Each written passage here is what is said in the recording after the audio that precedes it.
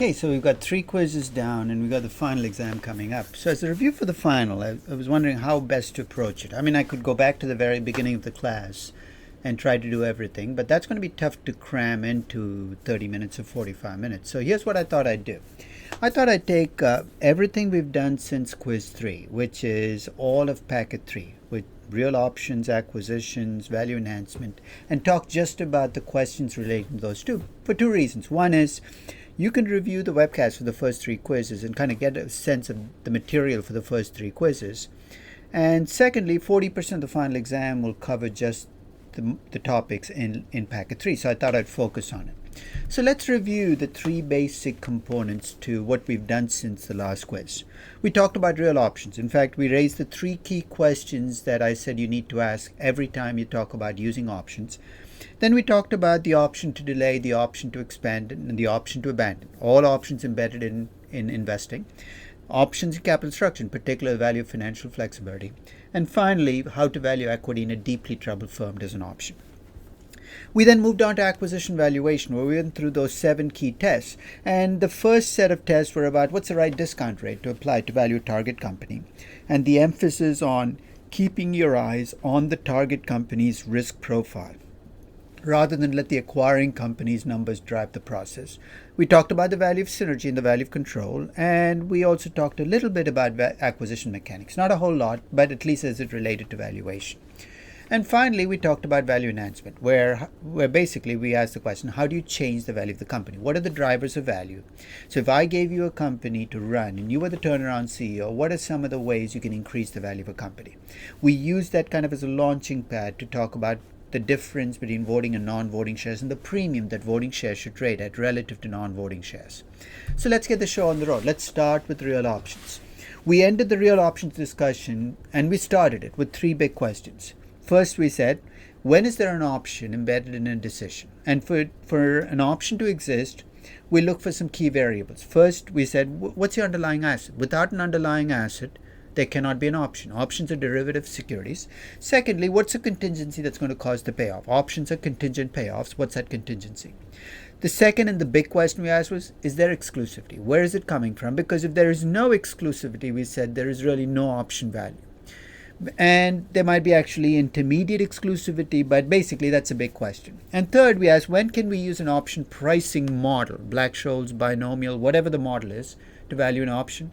And we said there are some conditions that come in. Since all option pricing models are based on replication and arbitrage, we asked, is the option traded?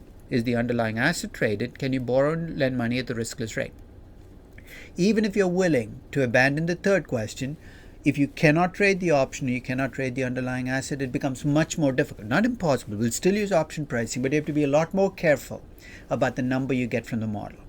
So let's set up the option pricing model. And the basic Black-Scholes, if you remember, is a function of 5 inputs. S, which is the value of the underlying asset today. K, which is the strike price. T, which is the life of the option. R, which is the riskless rate. And sigma, which is the standard deviation of the value of the underlying asset. However, the original Black-Scholes had no dividend component to it, so we added a dividend yield component, and it doesn't change the model immensely. All that's different about the model is now instead of using the current stock price, you take the current stock price and in a sense you discount it for expected dividend yields. Essentially, you're saying the stock price will drop by roughly the amount of the dividend yield every year for as long as you hold the option. So that's the adjustment we make, and that's the model I'm going to lay out because that's a model we use in most real options. And before you just use the model, get the value of the option and throw it away, remember there are pieces of output from the Black-Scholes that go beyond the value of the option. In fact, if you give me the value of the call in a Black-Scholes model, I can give you the value of the put using put-call parity. But more importantly, the dividend yield in this model operates as a cost of delay. What do I mean by that?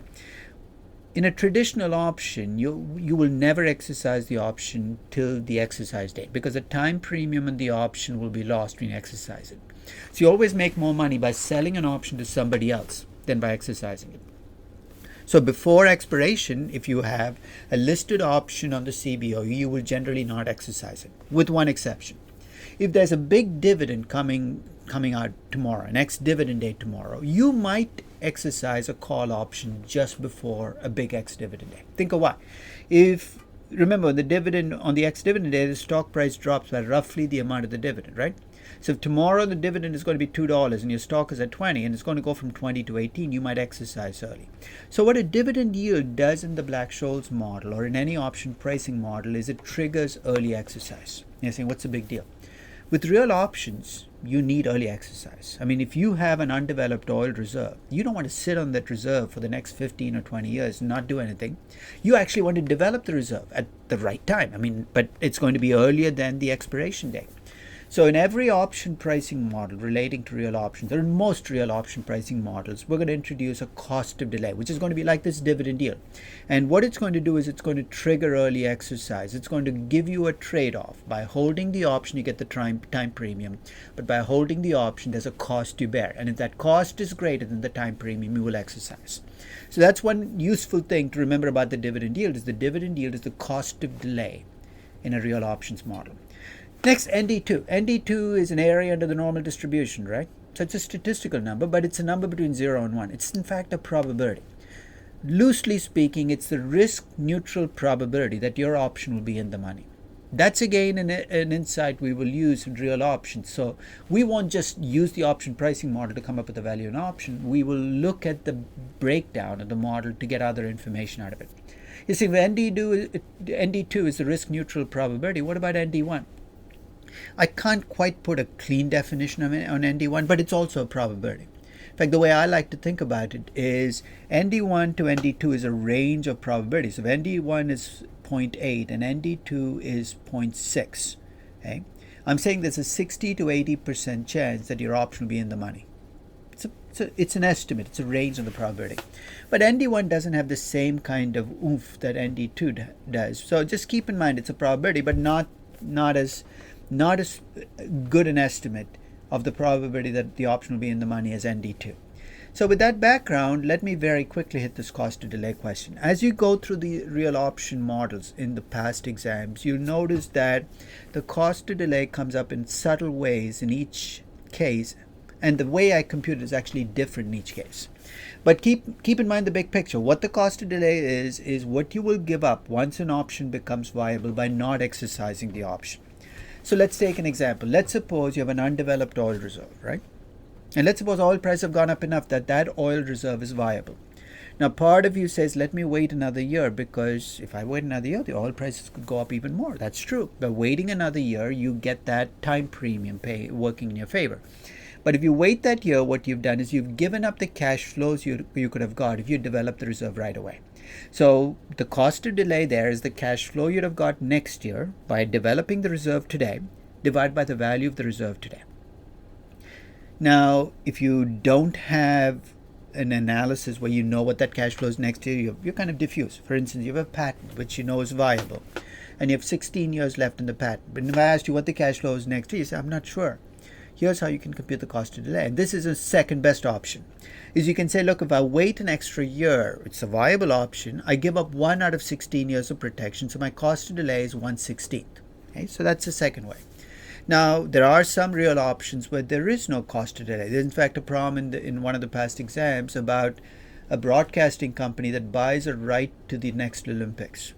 They're waiting an extra, so the Olympics, since they happen only once every 4 years, you lose nothing in the intermediate period by waiting. There's no cost to delay. So check the type of option you're looking at and always stop and ask that intuitive question. By waiting an extra year after this option becomes viable, am I losing something? If you're losing nothing, there's no cost to delay. If you're going to give up something, then you have to try to estimate a cost to delay either directly by looking at the cash flows or indirectly by looking at the remaining life of the option. So let's start with the first of the options we're going to talk about, the option to delay a project. What is it? Now, if you look at traditional capital budgeting, we look at the present value of the cash flows today from taking the project. We subtract out the initial investment, we come up with the net present value. And the rule in capital budgeting is very simple. If the net present value is negative, don't take the project. That rule still holds. But let's say I give you the exclusive rights to this bad project for the next 20 years. You're saying, who wants the exclusive rights to a bad project? Remember, it's a bad project today. It might not be a bad project 2 years from now. Here's the way you should think about your option. You can take this project anytime you want. You have the exclusive rights to take it. And if you do take the project, what you will put up as will be the initial investment. That becomes like the strike price. You will, of course, do this if and only if the present value of the cash flows change and become much larger. The present value of the expected cash flows have to become larger than the initial investment. The net present value has to become positive. You're saying, what guarantee is there of that happening? There is no guarantee. In fact, if that never happens, you know what you're going to lose? You're going to lose whatever you paid to get the exclusive rights to this project.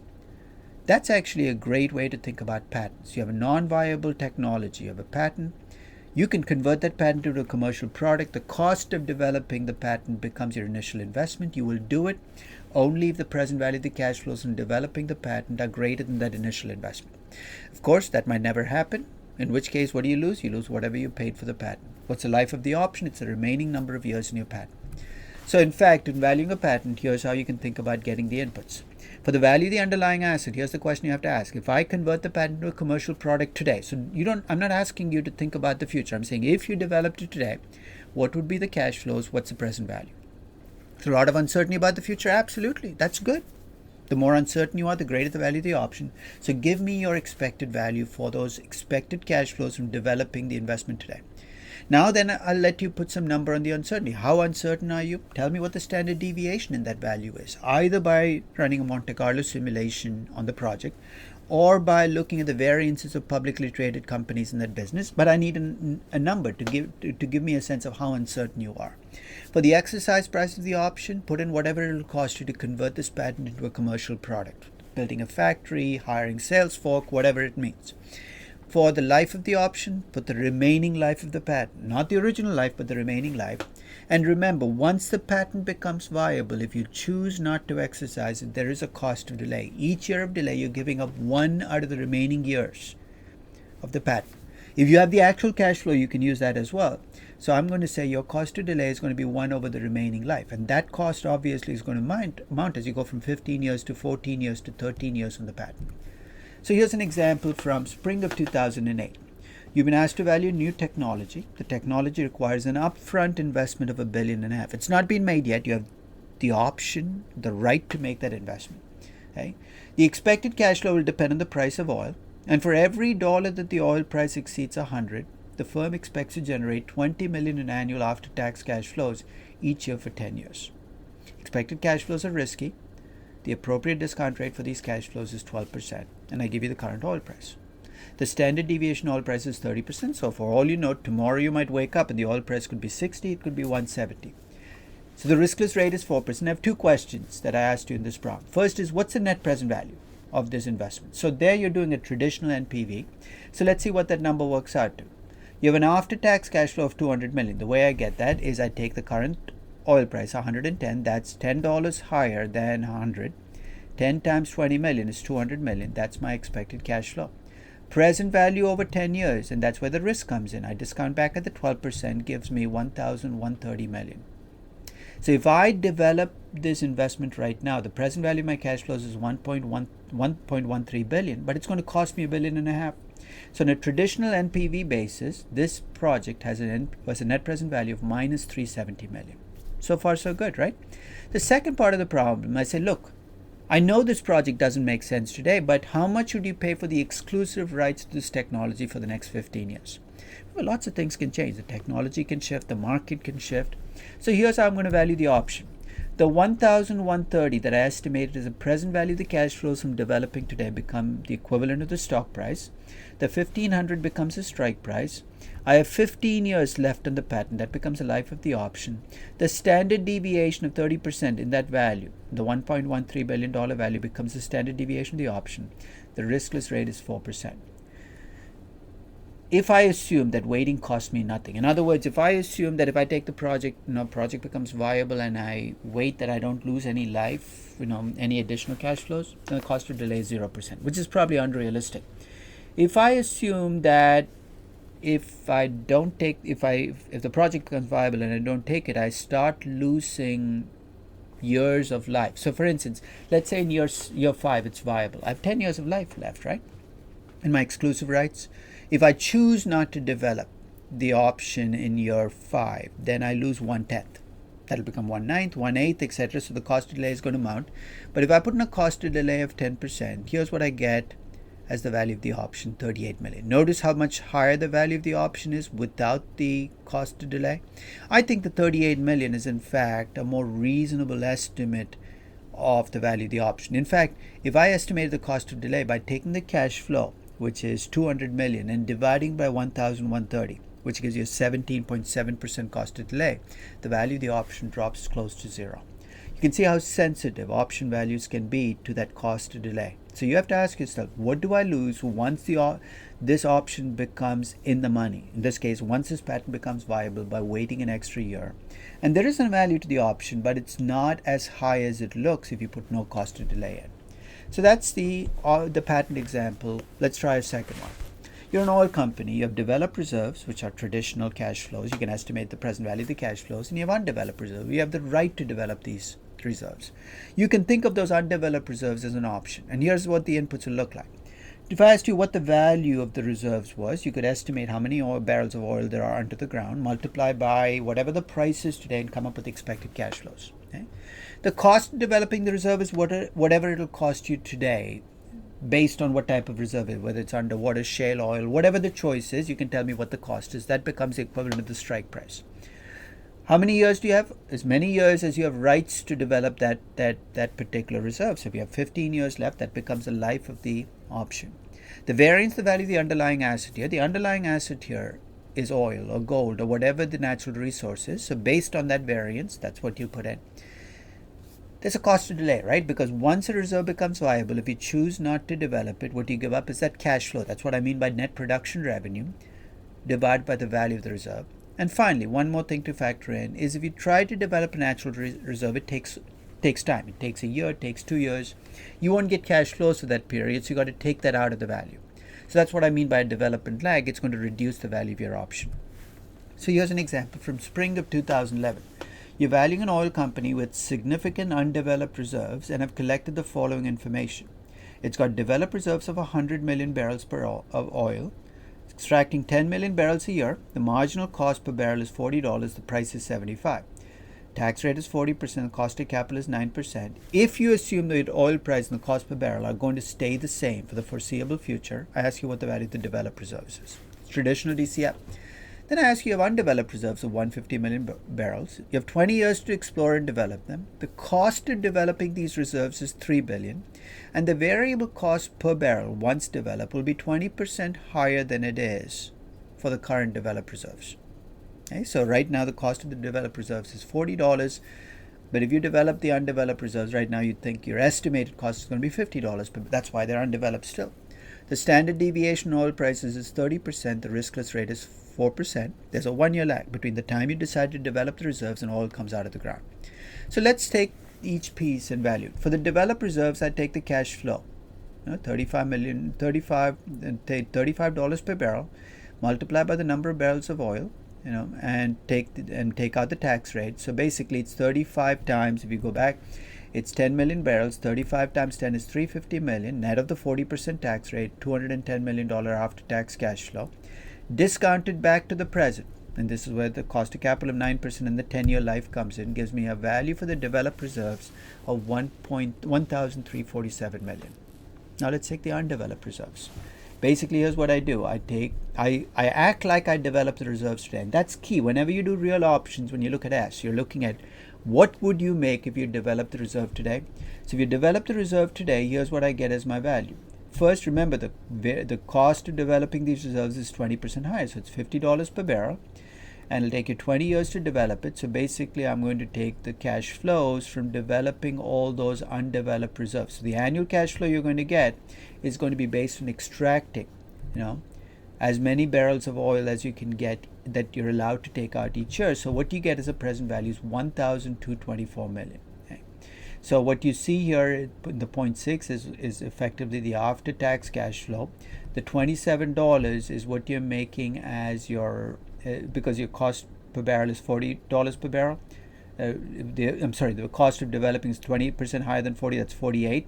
75 minus 48 is 27. So that's what you see as the $27 per barrel.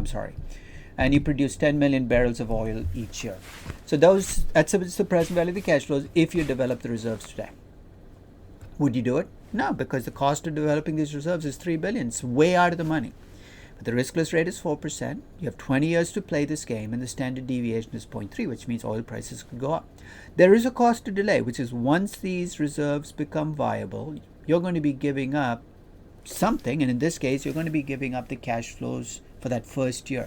So basically what I've done here is I've taken the extraction capacity, I've assumed is 10 million barrels, and you could have made a different assumption. And so for instance, if you use 7.5 million barrels, where you say I have a 20-year life, I'll take 150 divided by 20, that's fine. Whatever you do, be consistent.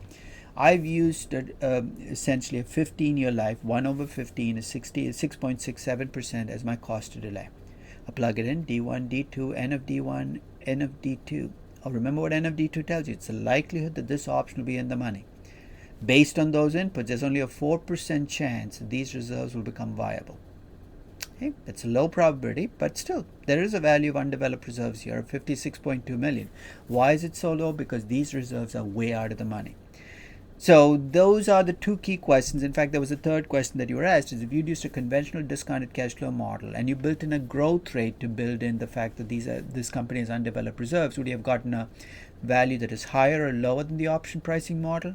Option pricing models give you a premium for the optionality. So a DCF model would have given you a lower value than the option value. Okay? And that's part of the reason people like real options. It allows you to add a premium onto a DCF value. Then there's the option to expand. This is the case when you often enter into a new market, knowing you're going to lose money, but you say if things go well, think of all the great stuff we can do, the new markets we can enter, the new products we can produce. The equivalent of the strike price here is the additional investment you'll have to make to expand into that new market or product. You will do it, of course, only if the present value of the expected cash flows exceed that cost. Of course, that might never happen, in which case, what are you going to lose? Remember that initial investment you took on with wide open eyes was a bad investment. That becomes the cost of the option. Okay? Now, the only real option you might run into, which is a put option, is the option to abandon. So if you have a joint venture and I give you the right to walk away from this joint venture anytime over the next 5 years, and I say, look, if you do it, you can basically get 80% of what you invested or 50% of what you invested. I'm giving you the option to abandon. So valued as a put option, and if you're the person receiving the option, that's good for you. It increases your value. If I'm the person giving you that option, I'm giving something of value, which means I have to make even more money to cover the cost of that option. So those are the options embedded in investments. And you can see option to delay, option to expand, option to abandon are very common. You see them all the time. The question of how much they're worth is a different issue because that depends upon the exclusivity.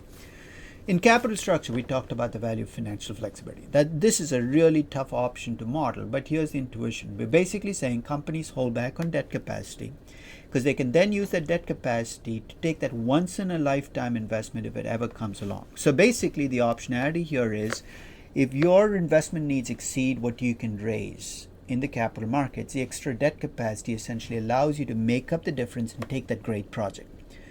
Of course, if you have unlimited access to capital markets, this option value gets blown out of the water because you don't need that optionality. You don't need that flexibility. So implicit in the value of flexibility is the assumption that you have capital rationing constraints, that you can't go out and take every project you want. But if you have capital rationing constraints, you cannot raise as much capital, you can see how you might hold back on debt capacity using an option argument. To value this option, as I said, is complicated. First, you have to tell me what your reinvestment needs are, which is net capex plus change in working capital over the value of the firm, and how uncertain you are about those reinvestment needs. So that's not that difficult. Second, you got to tell me what your constraints are in raising capital. Maybe you will never issue new stock. Maybe that's a constraint. Maybe you can borrow only so much from the bank. Tell me what that constraint is. That becomes the strike price in this option. The variance in the reinvestment needs becomes the variance in the option. And the payoff to this option is the net present value, so how good the projects are. The option to take a project is worthless if the project has zero net present value. The option to take that same project is worth a lot if you make well above your cost of capital. So whatever you get as an option value here, you got to factor in what those excess returns are on the projects you can take with the excess debt capacity. Is there a cost to maintaining flexibility? Sure. The cost is, if you have excess debt capacity, you're under-levered, you have a higher cost of capital than you otherwise would have. So that's a trade-off. What am I giving up in terms of cost of capital by having this debt capacity against what am I gaining in terms of flexibility? And if the value of flexibility is greater than what you're giving up, then you should have excess debt capacity. You should stay under-levered. Now, the final option we looked at was equity in a deeply troubled firm, and this is a liquidation option, the option to liquidate a publicly traded company. This option exists in every company, but in most companies, it's a suboptimal option. In other words, you will make more money by running Google as a going concern than by liquidating it. So this option comes into play usually for mature companies which have a lot of debt and are in trouble. So if those three stars align, then you have the option to liquidate. And here's where to think about it. Equity gives you limited liability, right? So basically, you cannot lose more than what you paid for the stock, and you run the business. You can liquidate the business at any point in time, and if you do, you have to pay off the face value of the debt. That's your strike price. And of course, if the value of the assets you get in liquidation exceed the face value of the debt, you get to keep the difference. And if the value of the assets is less than the face value of the debt, then they can't ask you to come up with more money, but you lose what you originally paid for the stock. That's your option. Okay? So let's take an example to see how this option plays out. So this is from spring of 2010. You're a vulture investor looking at a troubled company. The company is expected to report EBITDA of $25 million this year and a net income of minus $10 million. So clearly it's a money-losing company. Mature steel companies traded an EV to EBITDA multiple of 6. Standard deviation in firm value of these companies is 30%. Standard deviation in equity value is 40%. I've thrown two standard deviations at you just to see which one you're going to use. Given the state of the market, you estimate that you will face an illiquidity discount of approximately 20% of the value of the assets liquidated. The firm has lots of debt outstanding. In fact, it has 2 zero-coupon bonds, one with a face value of $120 million, the other is a face value of $80 million. T-bill rate is 2%, T-bond rate is 4%. So basically, the question I ask you, two questions. One is, what's the value of the equity as an option to liquidate? Second, what's the right interest rate to charge on the debt? So let's set up the problem. For the liquidation value, here's what I did. I took 25 times 6, right? That's 150 million. That's what I would get as the value. And in fact, anytime you're asked to value a company, and even if the equity is troubled, you can either use a discounted cash flow value with very little or no growth, or you can do this. Take a multiple of EBITDA or revenue to come up with the value. In this case, remember, you're getting a liquidation value, so I knocked 20% of that 150 million. So that's my S120 million. That's 150 million net of the liquidation discount. For the face value of the debt, I add up the face values of the two bonds. 80 plus 120, that's 200. For the duration, I take a weighted average of the duration. Right? So remember, the zero coupon bond, the duration is basically the maturity. So there's 5-year bonds and 10-year bonds. 5-year bonds are weighted 0.6 and the 10-year bonds are weighted 0.4 based upon the amount of money. So weighted duration of 7 years. I use the long-term bond rate because the rule in option pricing is the risk-free rate has to reflect the life of the option. So in this case, longer-term option, longer-term rate.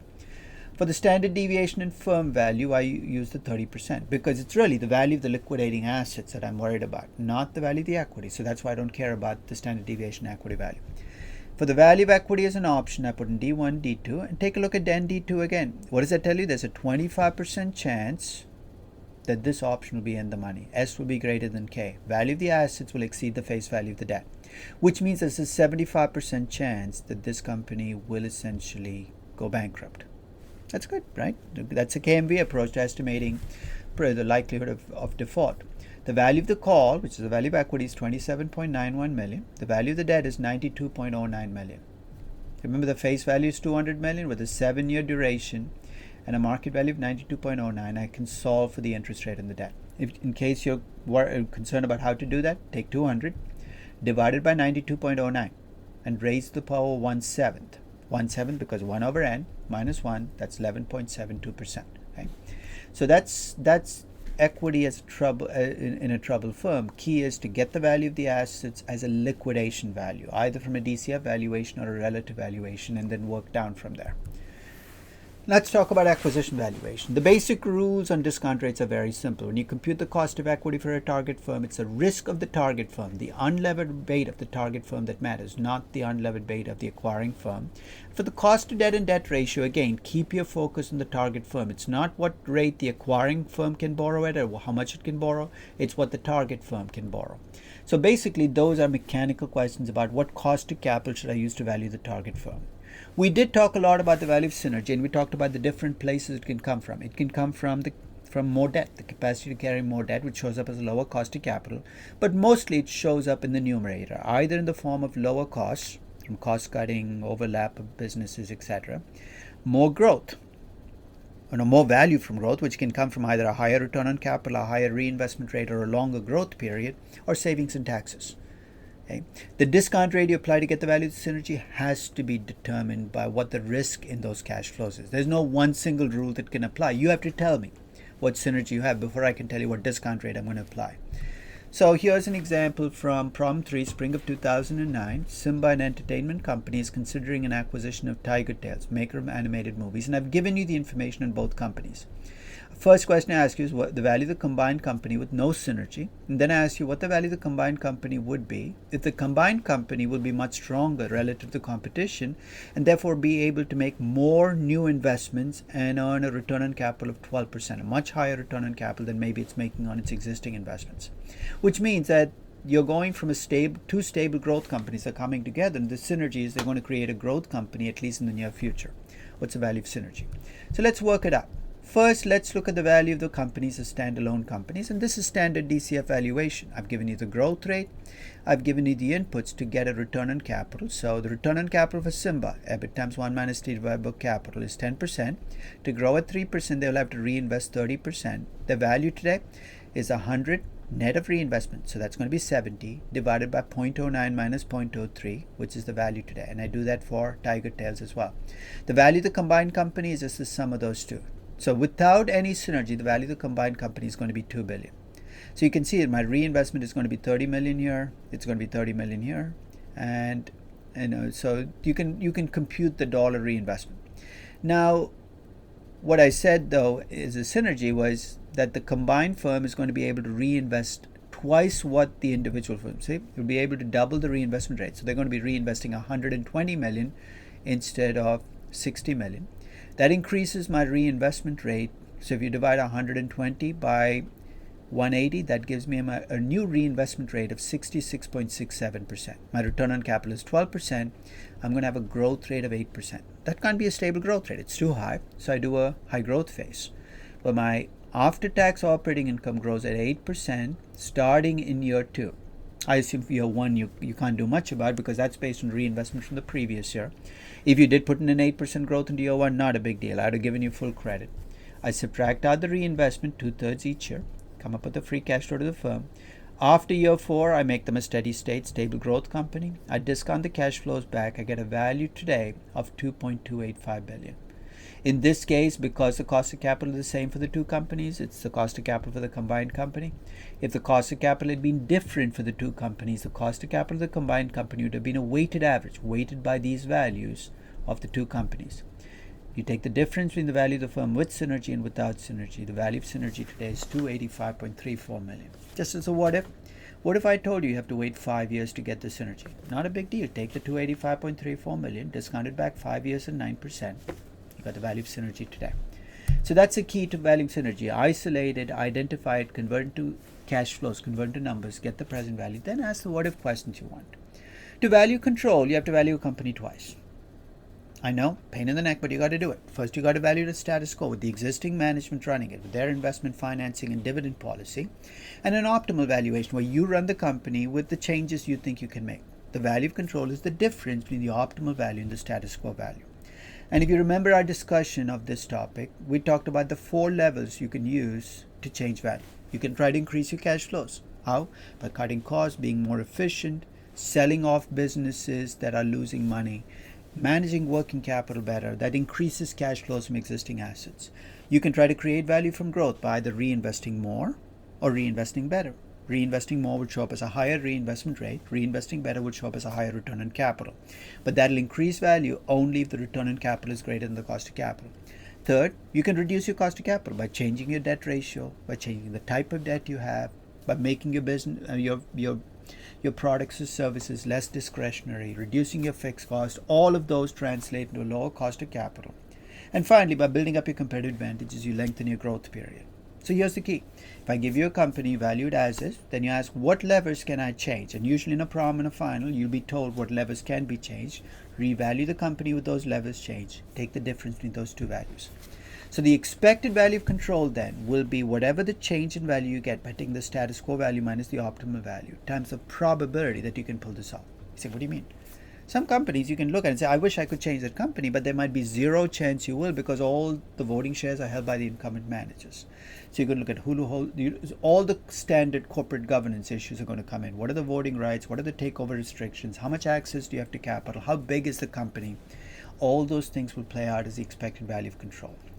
So here's an example from spring of 2008. Given you a steel company, 20 million shares trading at $2 a share, 60 million in debt.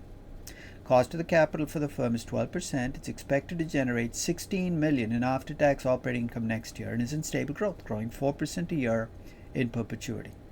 Assuming that the firm is correctly valued by the market today, estimate the return on capital that the firm is expected to make in perpetuity. So that's the first step. Then I said, assume you can get control of the firm. You can sell the idle assets, which are not generating operating income, for 40 million. That means you can reduce your invested capital by 40 million.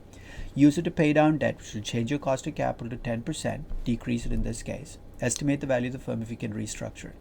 And the third question is, what if instead of doing that, you decided not to pay down the debt, but take the cash and put it into more productive investments and increase your after-tax operating income? Then what would your value be? So let's start with part A. I know the value of the firm right now, right? It's 20 times 2, that's 40 million plus 60, which is 100 million. If the firm is correctly priced right now, 100 million has to be equal to the after-tax operating income, 16 million, times 1 minus the growth rate divided by the return on capital, which is what I'm solving for. And that gets the whole thing gets divided by the cost of capital of 12% minus the growth rate of 4%. If I solve for the return on capital, I end up with 8%. Now you see why the company is a bad company. It's hopelessly over-levered, and it has a return on capital less than its cost of capital. Now, if I pay down the debt option, here's what happens. Okay? My reinvestment rate is now going to be 50% because the return on capital, if you assume that the write down on capital has no impact on the future return on capital, the value that you get will come almost entirely from the fact that you have a new reinvestment rate. Okay? So it'll be but if you assume that the old capital is going to be reduced when you sell off these assets, which I think is a reasonable assumption. Remember, the old capital is 200 million. How do I know that? Your after-tax operating income is 16 million. The return on capital is 8%. Your old capital was 200 million. You sold off assets, which wrote down the capital to 160 million. Your new return on capital is 10%. If your new return on capital is 10% with a 4% growth rate, that's a 40% reinvestment rate. And my value, if I plug in that new reinvestment rate and new return on capital, is 160 million. So my value went from 100 to 160 million with the first approach. If I just redeploy the capital and my new after-tax operating income is 25 million, then my capital stays intact at 200 million because I'm not reducing my overall capital. My new return on capital is going to be 12.5%. My firm value is going to be 212.5 million. So when you see a restructuring, carry it through to its logical limits. First, what am I selling? Second, what am I doing with the cash? Am I using it to service debt? Am I using it to reinvest?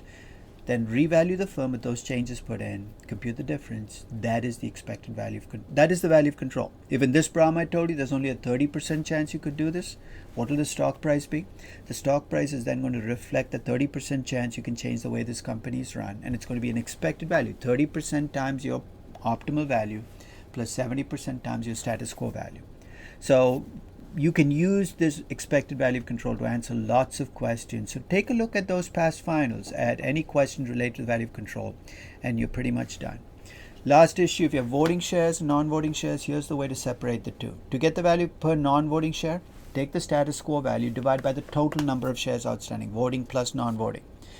If you have voting shares, take the expected value of control. We talked about how to estimate that in the last page, and divide it by just the voting shares. Okay? So it's not difficult material, but there's a lot of stuff. And if you did not get any of the stuff from the previous quizzes, it could come back to haunt you, especially the discounted cash flow part. So if you get a chance, take a look at the past material as well. Thank you very much.